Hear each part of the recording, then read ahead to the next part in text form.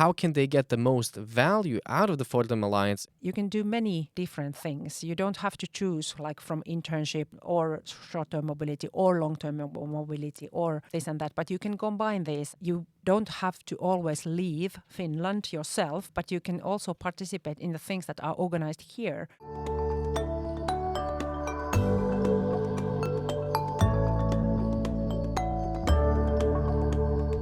Tervetuloa. Welcome back to the JYU For You podcast. My name is Irfan Durmic and I'm your host with the most glasnost. Today we're going to talk about this magical alliance, this powerhouse that brings together 9 different universities and the University of Jyväskylä being one of them. Our today's guest is Sanna Väisänen, who is a project manager for the FORTHEM Alliance at the University of Jyväskylä. Sanna tells us a little bit more about this alliance. What can it offer to our students? Amazing internship opportunities, different mobility opportunities, short-term, long-term, special opportunities for our PhD students, even an entire Grand Prix competition where young researchers, get to showcase their competencies, and in general, it gives all of our students, staff members, all around this entire alliance an incredible opportunity to build meaningful networks, learn from each other, and hopefully help build a better and more interesting and successful future. I hope you will enjoy. Cheers. So, Sanna, let's immediately jump into the thing. What is FORTHEM? FORTHEM? FORTHEM? What is the pronunciation first? Let's start off with that. FORTHEM, I don't know about the pronunciation, but FORTHEM Alliance. So this is a European Universities Network, where University of Jyväskylä is one of the 9 partners. And we have been in this alliance already since 2019. And the other partners are University of Burgundy in Dijon, Université Bourgogne Europe nowadays. So they just changed their name. Johannes Gutenberg University of Mainz in Germany, and then University of Agder in Norway, University of Latvia in Riga, Latvia, University of Opole in Poland, Lucian Blaga University of Sibiu in Romania, University of Palermo in Italy, and then in the University of Valencia in Spain. That's it. Did I get 9? Number 9, the University of Jyväskylä. Oh, Jyväskylä, yes. Last but not least, as they say. Yeah. I would not be able to repeat all of them, but like I can count. At least I can count till if there were 2 more, I couldn't. I'd need extra fingers. Yeah. So tell me a little bit, just like, how did we get involved with this? What was? So it's been going on for 6 years. What was kind of like the idea? Why did JYU get involved with this alliance? Yeah. So first of all, this is the initiative from the European Commission to support European higher education institutions to work more and more closely together and to form this kind of university alliances.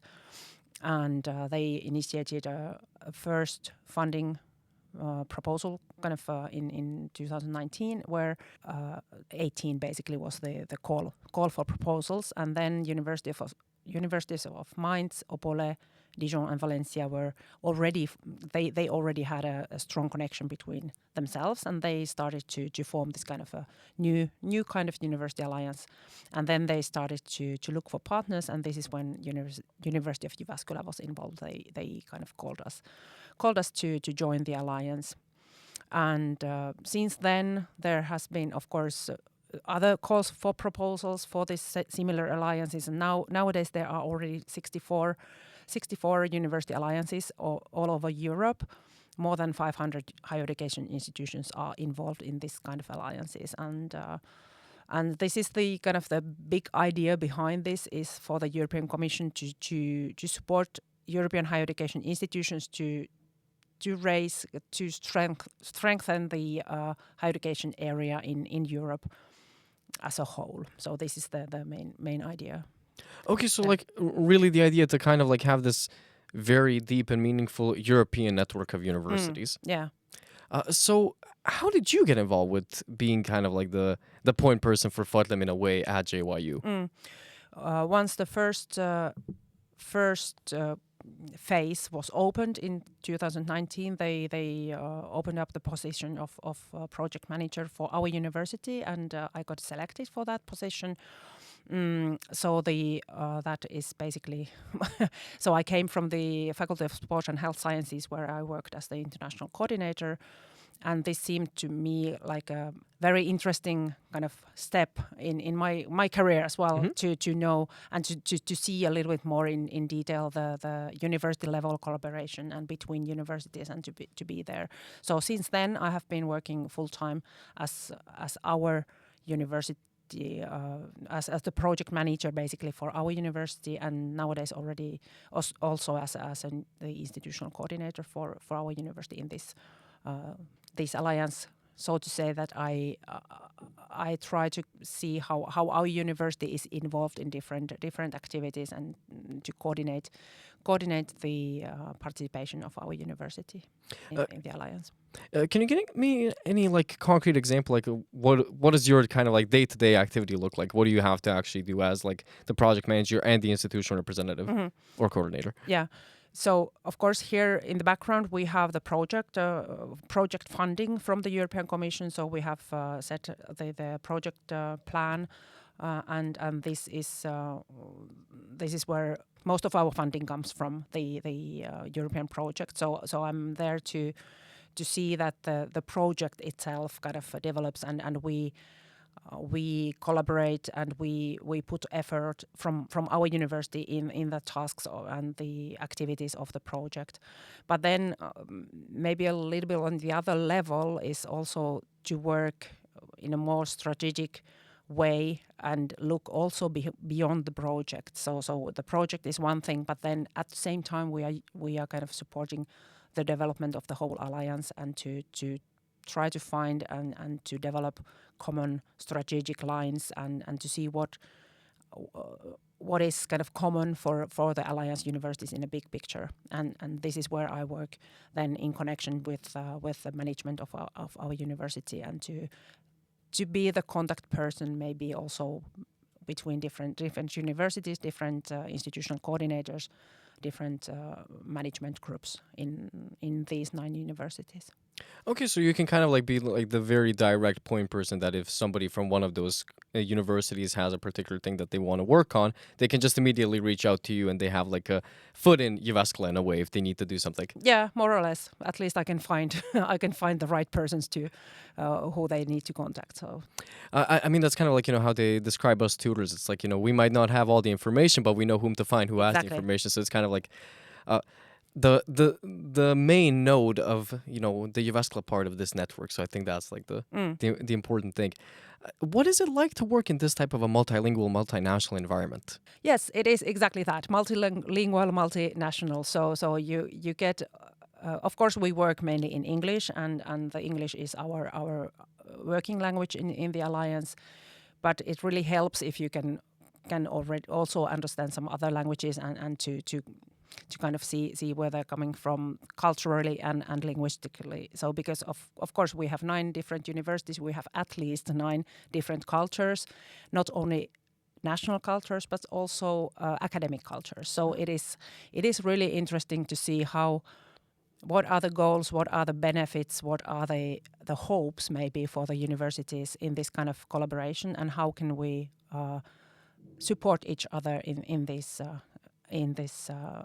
collaboration to find those common goals, and to work towards a better kind of future maybe for us all. Quite literally, creating a future for them. Since I have to do like a little bit of educational promotion over here, in what ways have your studies helped you in this process? Where did you even study? I have graduated from the University of Jyväskylä, so I studied French language as my major, and all of my studies were mainly in French language. We had lectures in French. I wrote my thesis in French and all that, so it was really a French-speaking bubble when I was a student. I didn't use basically any English during my studies or in my life back then. So when I came to work at the university after my studies, and quite quickly started to work in the international affairs, so I learned the English language by doing in work life basically. But I think the studies. I studied French language and some social sciences in my degree. I think the multiculturalism, even if we were a Finnish group of people studying French language here, but our teachers, many of them were from France or from Belgium, and they were French speaking and all that. So of course the multiculturalism and multilingualism in a way was already there. And of course during my studies I did my exchange and my kind of internships abroad and all that. So maybe the experience of working in a multicultural, multilingual environment was helpful for this. And of course I always had somehow in back of my head that I would like to work somehow in an international environment in the future, but I didn't have any exact kind of idea on that. But then I ended up at the university, and this has been... It worked out. It has been a nice move for me. But I think this makes a lot of sense since you have, like, I'm a big believer in lived experiences. And when you have that type of a lived experience, I also know you mentioned to me, like, beforehand, you were an au pair for a little bit in France, which is how you basically learn French, which I think is, again, one of those examples of, like, you know, if you do it, at some point you will actually get good at it, especially with, like, language learning. But you have those lived experiences, and you probably in your own life managed to see how important it is to have networks, to have connections, to have this in like an international context, to have the ability like, oh, I can go here for exchange, I can learn this through this particular thing. And when you have that type of an experience, you can bring that to the table in the type of work that you do nowadays.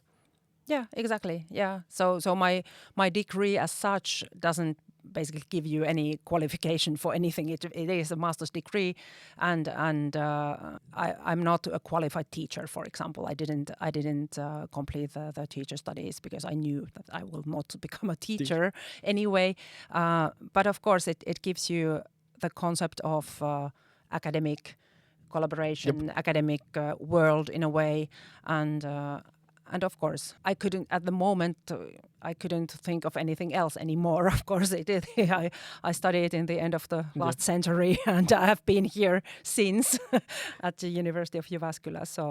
So this is my path in a way. And you're home nowadays, I guess, in a way. Yeah. Oh, then again, you're relatively close for some reason. What, aren't you like 2 train stops away or something? Something like that. Something from like Pieksämäki.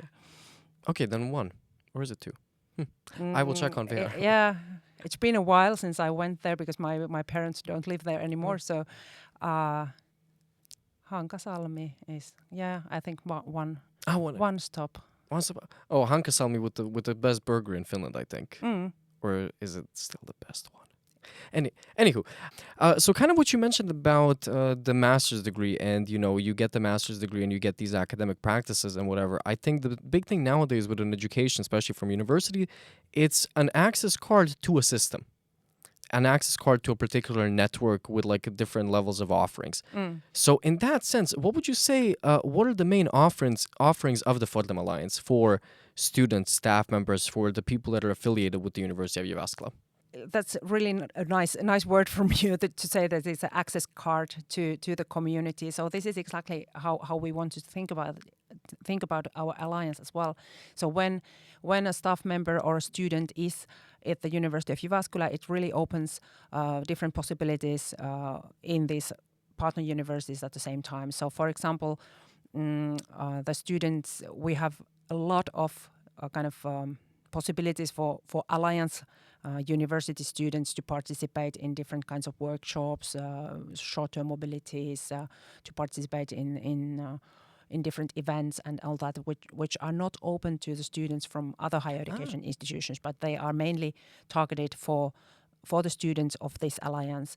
And maybe the feeling of it is easier also when we have very deep collaboration. For example, we work on a daily basis with our colleagues in these partner universities, so we have a really easy access to the other universities and to ask for advice and to work for our students or staff members if they come to me and say that, okay, I have been thinking of going on an exchange in minds, for example. It is easy for me to find contacts for them in that university, and also experiences. I know of people who have been there, and I know how it works there, and we have contact information for other students who have the same experience already. So it is really easy for us to find possibilities for our students and staff members. Yeah, I saw that one big thing that you guys are able to kind of facilitate are different internships for students from the Alliance. Can you tell me a little bit about that? Yeah, so the idea is that with our funding, it is possible for us to support students to get financial kind of support for the internships that they find in the FORTHEM Alliance. Of course, Erasmus internship funding is there as well, but we have maybe possibilities to support shorter periods of internship compared to the Erasmus, which is minimum of 1 month, if I remember correctly. But we can, from FORTHEM funding, we can even fund a shorter period. So it's a bit more flexible in that sense. But what we do is that we try to, as much as possible, contact our local stakeholders here in the area, for example, schools or NGOs, other startup companies, and contact them and ask if they would have available internships for university students from this alliance.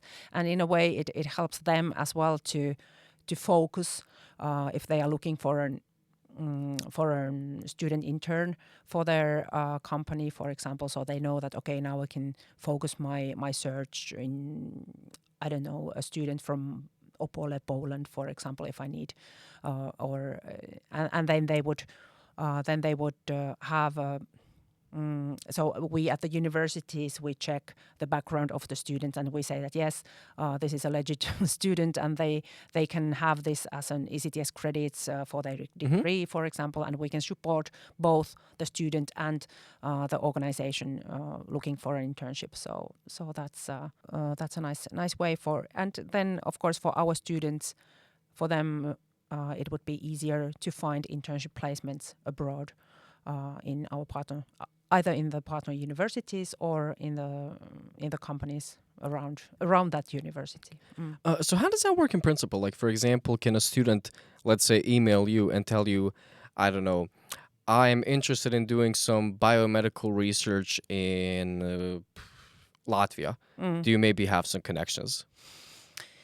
Yeah, well, basically, of course, it would be very nice to be able to do that for our students, but sometimes we don't have that much resources to do so exact kind of searching. But of course, we can try if we know somebody or if we know a research group, for example, we can try to do that. But basically, this is not the first thing that we do. But the first thing that we do is to contact, first of all, the possible organization that could be offering internships, and then they offer, and we post, we publish their offer on the website, and then students basically search from the offers that we have.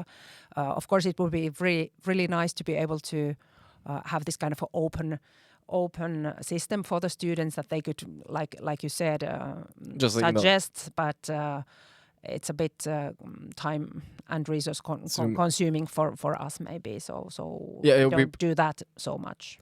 But I think still maybe there's like the value in just being able to say, like, let's say maybe this particular student, let's say they're interested in biomedical research in Latvia, and they found around a couple of companies, and then maybe they can email them themselves. Yeah. But also they have like the strength, maybe they can say like, hey, I'm from JYU, part of like the FORTHEM Alliance, which is affiliated with one of your local universities. Yeah, so yeah, exactly. So that is sometimes working well when they already then know that yes, actually we have been working with a local university, and then they might know the alliance already, and then we are already a couple of steps ahead.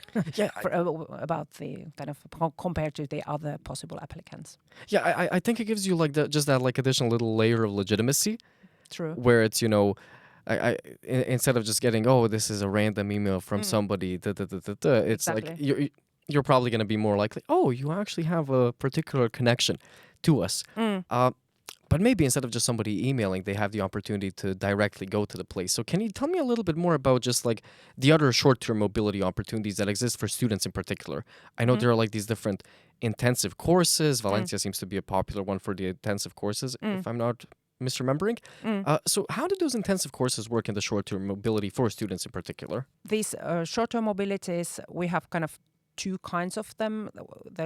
We call them collective short-term mobilities for a group of students, and then there's possibility for an individual short-term mobility for just an individual student to be able to visit one of the partner universities for normally it's a week. Oh, cool. A week's exchange.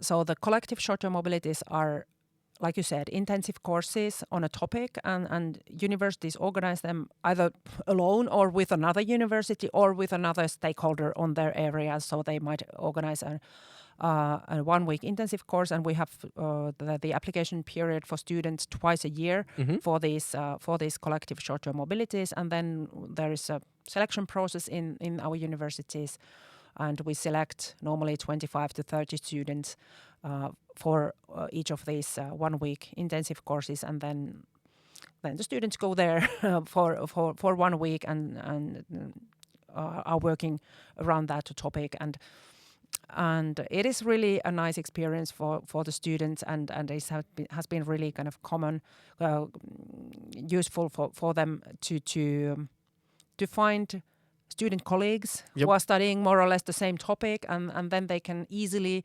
network and easily come together, and the program is planned for them for the whole week, and it is easy to create connections, to get ECTS credits for the intensive course and so on. And then the individual short-term mobilities are mainly targeted maybe for the master's level or PhD level students who already have a quite developed idea of their research, for example, and then they can find a professor or some other colleague in those partner universities, and they know that, okay, we could benchmark a little bit, or I can go there to collect data or whatever, and discuss with my host professor, and this also have been really useful for these individuals who have been able to do that. I think that's an awesome thing where you're kind of able to like, there's this like low threshold where you can just kind of like put your foot into a new market. And I think it's super valuable in the sense that I think at least we're probably going to be moving more from the idea of like, let's say, Finnish job market, German job market, yada, yada, yada, more to like a European job market just because of the economic situation. And I think this is a super valuable way of just like, hey, I have like this connection. I get this like very quick experience, and you get a very quick flavor of a place. Without like also a big financial investment, because as far as I understand, there's also funding for these types of things. Yeah, we have travel grants for that. Of course, it doesn't always maybe cover all the expenses, but maybe almost. So that, for example, Norway is a bit more expensive than the others because it's a lump sum grant. So it depends on how cheap a train or flight you find. But yeah. You can always walk to Norway from Finland. Might take a little bit. Yeah, why not? Good exercise. Good exercise, and very environmentally friendly. Yeah. Isn't there also that extra bonus if you're choosing environmentally friendly travel or something? Yeah, we do have that as well. Like in ERASMUS program. So in FORTHEM travel grants, we also have. So we try our best to encourage people to choose sustainable travel methods. Of course, from Finland, it is always a bit more complicated to find direct trains, for example. But even if you can skip one flight and choose a train, so that is already a better, because sometimes you need to have connecting flights if you go to Palermo, for example. But if you can choose to fly just once and then take the bus or the train. Yeah. So for example, in Valencia, there are no direct flights to Valencia, but there are direct flights to Madrid, and then just 2-hour train from Madrid to Valencia. So why not choose that one to skip the extra flight?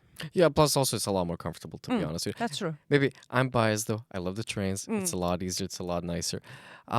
But what is kind of like, so we talked a little bit about short-term mobility, long-term mobility. What is the difference between the one that FORTHEM has to offer and, for example, just like an ERASMUS?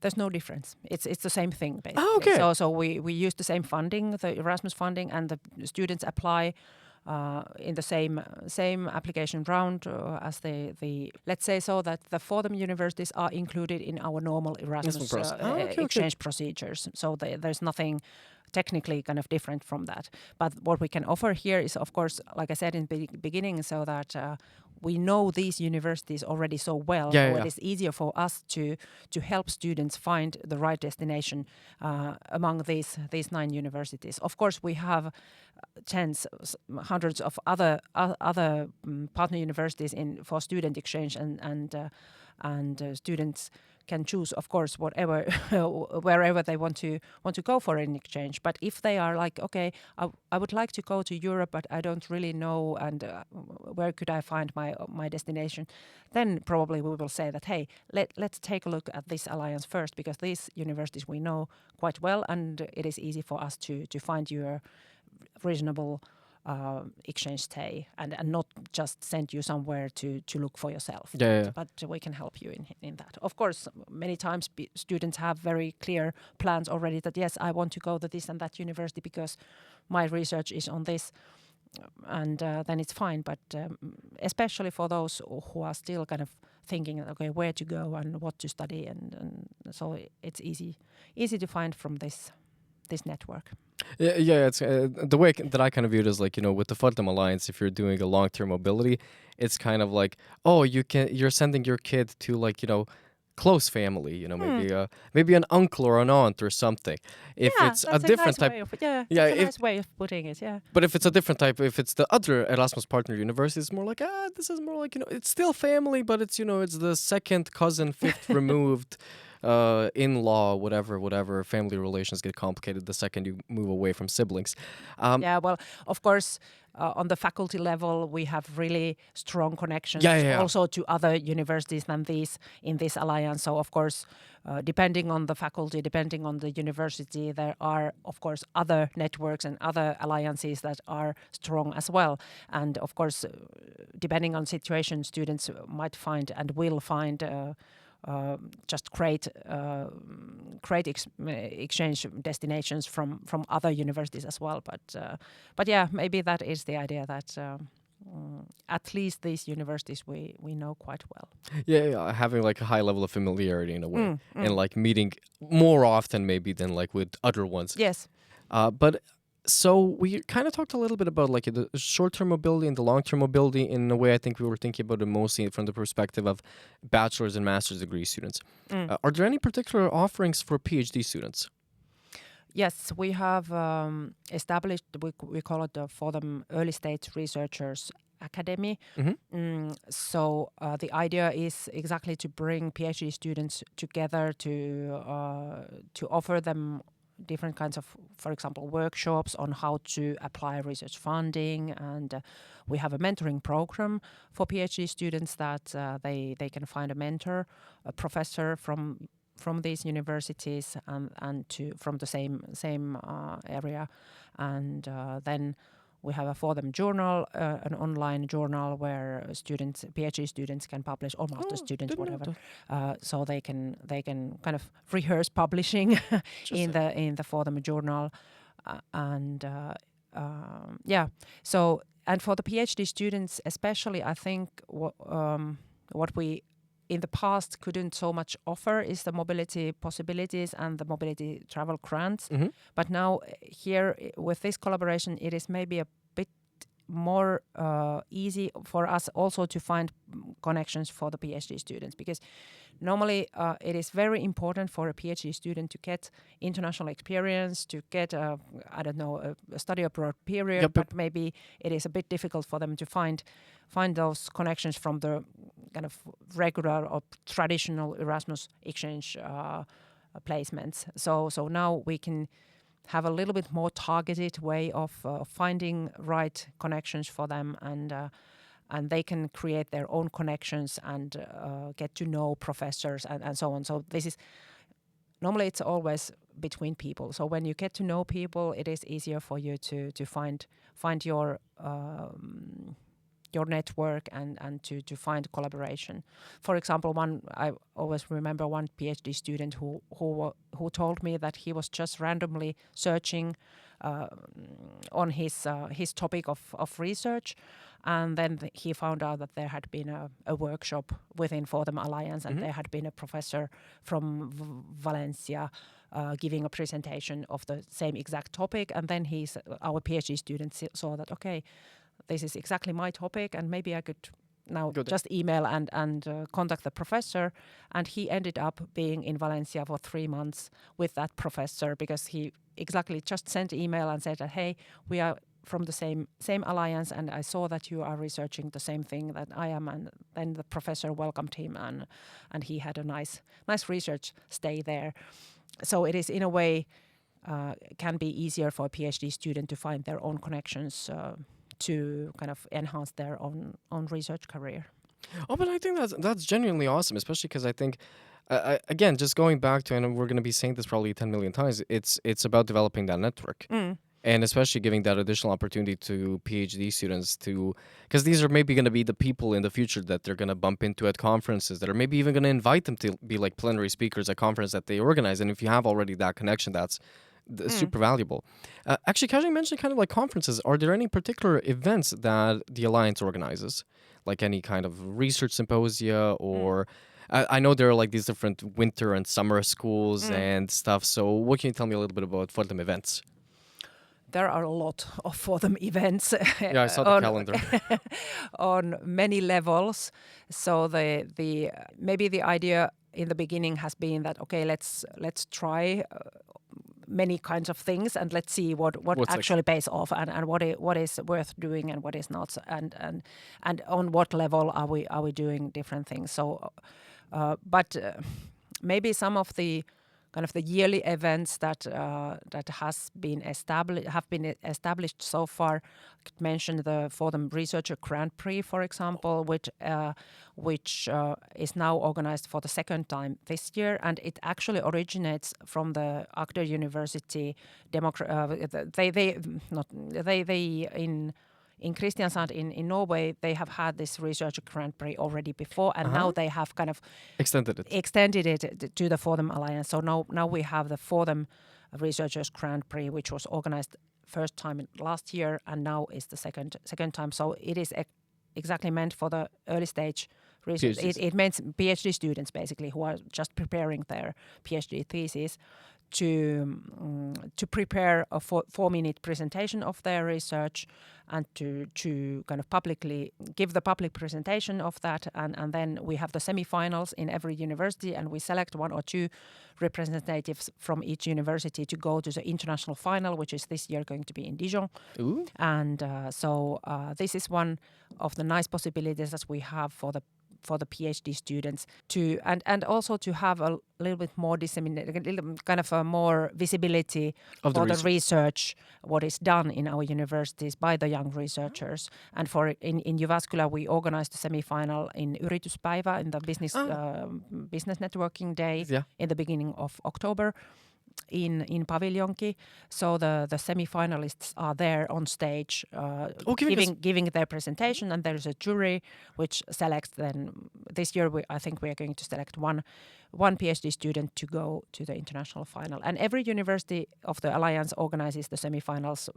What is the best kind of way for them to organize it? But then in the end, the finalists will come together in Dijon, and one of them will get selected as a winner of the Researcher Grand Prix. And then next year it's going to be like in the Eurovision. Oh. The next year it's going to be, the organizer is going to be the country that wins. So this is the idea there. And then another thing that has been important lately for our university, especially here, is the winter school in cell biology. Mm-hmm. So there are these cell biologists who have been together already 4 times, kind of once in a year, and they have the winter school on their research topic, and now they also met in Mainz after the winter school, and they have a lot of plans for research collaboration, maybe joint PhD degrees and all that. So that really pays off when when you meet the same colleagues every year and you invite PhD students to come together with your topic, and then over the years it develops an atmosphere of trust somehow, and to know that okay, we are doing the same thing, and now we can develop a joint research project maybe, and to bring our PhD students together, and it works nicely.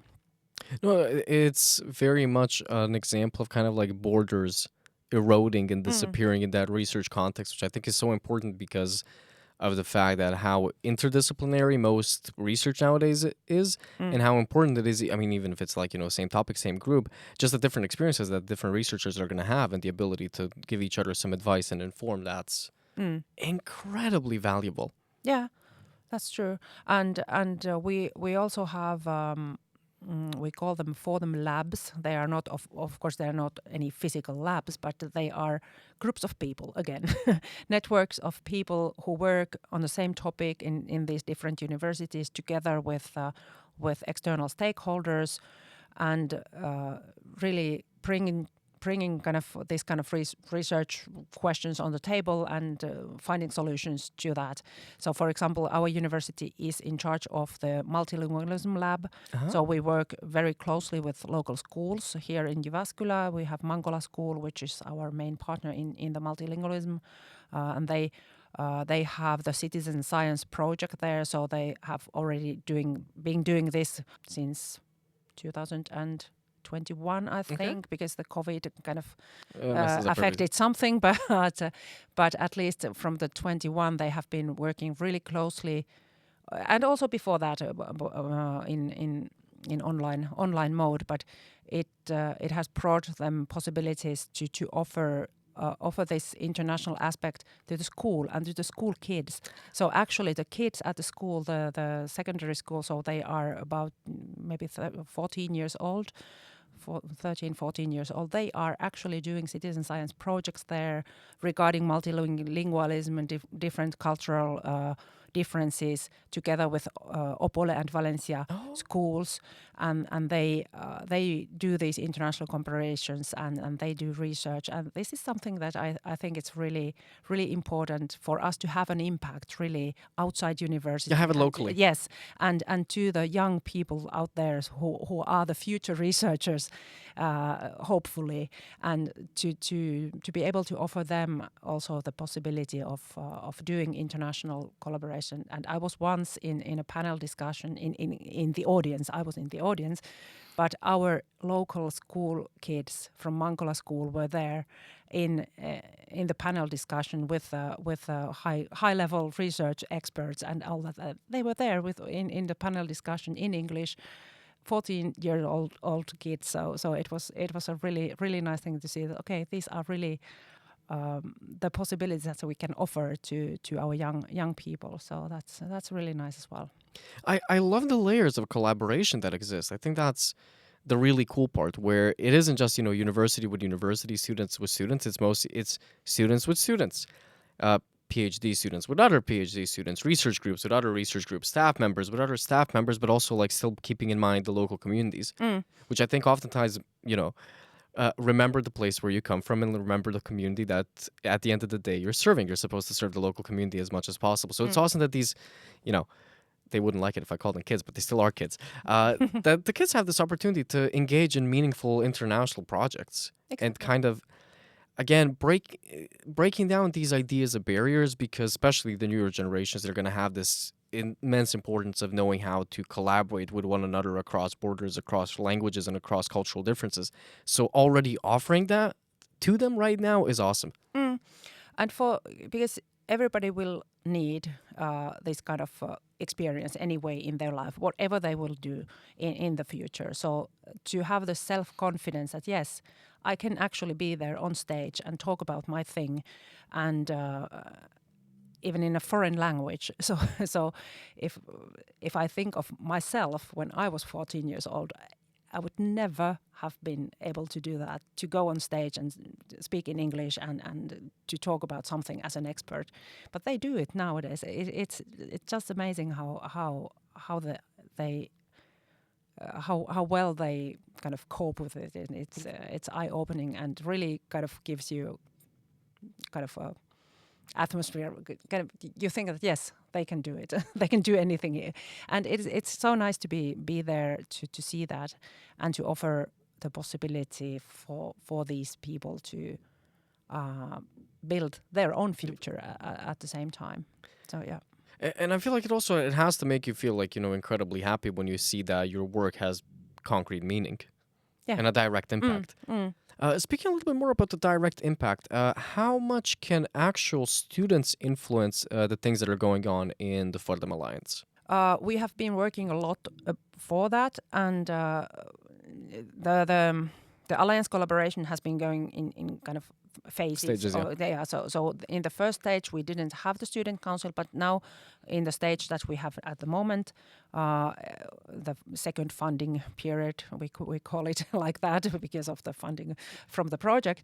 But now we have the student council in the alliance governance structure, basically. So it means that every partner university selects 2 student representatives to the student council according their own procedures. So how they select normally students. So in our university, it is up to the student union to nominate the people there, as they do for every other board of the university. So FORTHEM Student Council is there as one of the groups that student union selects students, and we have two representatives there from each university, and so that it is 18 18 students in total from all the partner universities. And I think that is a really cool opportunity for those students who want to have a little bit broader view on this kind of international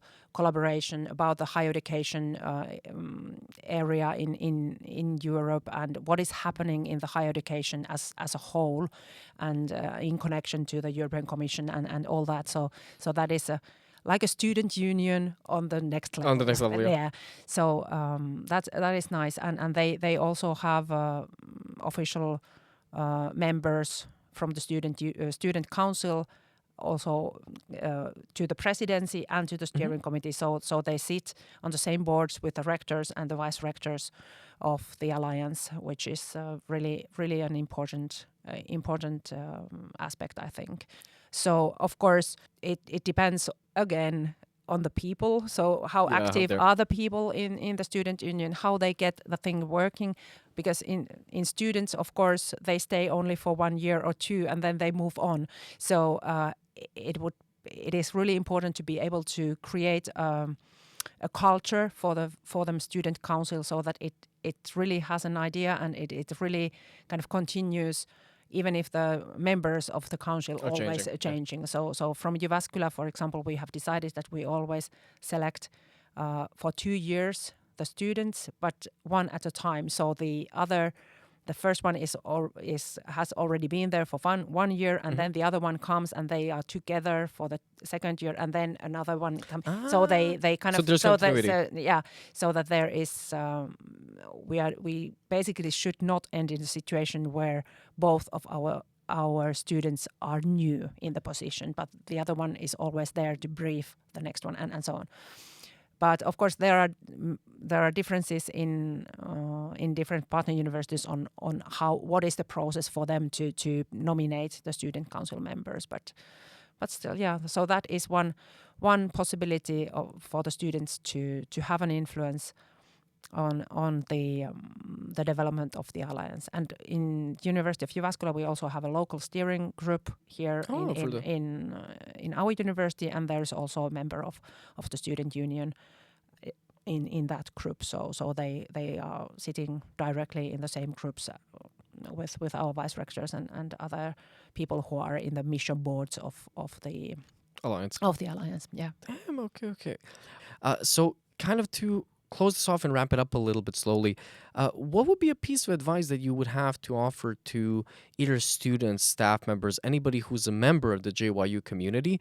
How can they get the most value out of the FORTHEM Alliance and offer the most value to the Alliance themselves? I think the advice would be the same that we always give to all of our students in any circumstances that they have to think first of all what do they want and what is their plan and what is the internationalization experience or international skills that you would need either now or in the future. So it all starts from there, that you need to be able to think of your kind of what is the most valuable thing for me, and then start to look for it and somehow make a plan for you that okay, what could I do this year, what could I do next year to have the most added value of it. If you just go like that, okay, next week I'm going to be there and I have no idea of next year, so maybe that is not the best way. You can do it like that, of course, also, but maybe that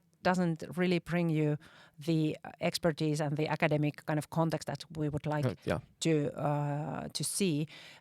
So the first thing is to figure out what exactly do you need, and then start kind of collecting the information that okay, how could I do that? But maybe to keep that in mind that you can do many different things. You don't have to choose like from internship or short-term mobility or long-term mobility or this and that, but you can combine these and you don't have to always leave Finland yourself, but you can also participate in the things that are organized here. So we are organizing a lot of things, and we in the campus of our university, and there are international kind of experts and colleagues coming to our campus and take advantage of that and go and participate and see the people and go and meet the students who come here for a short-term mobility. Join the course at your own campus and create your connections there. So it is always a good option also to search for the offering of your own university. Then you can see that okay, hey, University of Jyväskylä is organizing this kind of short-term mobility, and maybe I could join it and meet FORTHEM students there. I don't have to leave anywhere. I can just take the advantage of my own campus.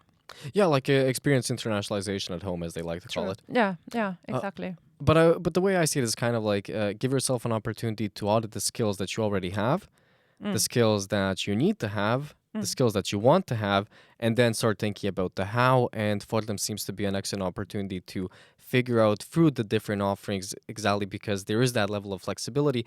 You have a better opportunity to actually pick and choose the skills that you want to get and enrich that little toolbox, if you will. And also we are always open for ideas, so that would be one possibility and one thing to consider, to contact us or contact the student members of the student council and give your suggestions. And if you have a nice idea and you have thought of some, okay, maybe this would be interesting, and we might be able to do that if we get the idea. So this is also a constant kind of dialogue between the university and the students to know that okay, what would be needed in the student community. For example, at the moment, of course, in our university there are really high goals also to raise the number of international students as a whole and to be able to be as flexible as possible for the international students. And one way for us to create more opportunities would be, of course, to create more joint or double degree programs with partner universities. And I know that there's at least one Erasmus Mundus program in the works. In the process at the moment in the area of music sciences. But this is something that we are aiming for at the University of Jyväskylä, to be able to create more and more degree-level collaboration with our partner universities in this alliance, to be able to create joint programs, not only on master's but also on bachelor's level, to be even more connected and to be collaborating even more, and also to to be able to bring more students from outside Europe to Europe and eventually to Jyväskylä as well. Well, hey, Sanna, on that note, I just want to thank you all again for your time, for giving us a little bit of extra information about the FORTHEM Alliance.